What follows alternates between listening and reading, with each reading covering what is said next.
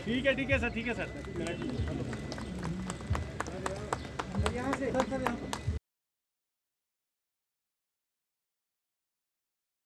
कि आज Jhelum river front बन करके तैयार हुआ है। ये 6 किलोमीटर का स्ट्रेच अभी बना है।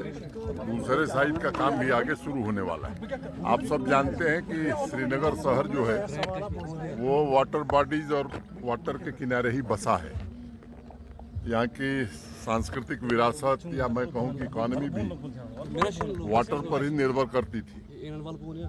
लंबे समय से ये बैकयार्ड में तब्दील हो गया, जिसे स्मार्ट सिटी प्रोजेक्ट में मैं कह सकता हूं कि एक अंतर्राष्ट्रीय स्तर का स्पेस श्रीनगर स्मार्ट सिटी ने यहाँ तैयार किया है। इसमें हर प्रकार की सुविधाएं उपलब्ध कराई गई हैं। यहाँ फ्री वाईफाई भी है बच्चों के लिए, साइकिल लिंक करने की व्यवस्था है, वॉकिंग का इंतज़ाम है। आने वाले दिनों में यहाँ लाइब्रेरी भी बनाएंगे हम लोग, कैफे भी होंगे।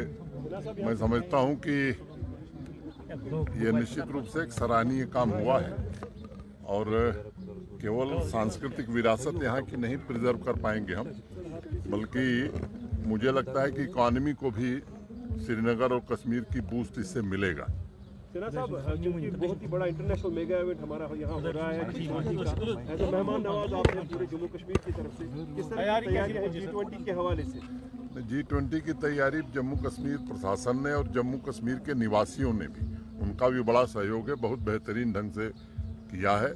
आप लोगों के प्रति भी मैं आभार व्यक्त करता हूँ और मैं उम्मीद करता हूँ कि हम सब लोग मिलकर के एक शानदार आयोजन कर रहे हैं और आयोजन की सफलता का जो संदेश जाएगा पूरी दुनिया में, उससे मुझे लगता है कि आने वाले दिनों में यहाँ टूरिज़्म भी बढ़ेगा, यहाँ इन्वेस्टमेंट भी बढ़ेगा और जो हमारी परंपरा रही है कश्मीर की मेहमान नवाजी की, उसको भी पूरी दुनिया देख सकेगी। मैं प्रधानमंत्री जी के प्रति विशेष रूप से आभारी हूँ जिन्होंने G20 की मीटिंग के लिए जम्मू कश्मीर को स्थान दिया है। Thank you.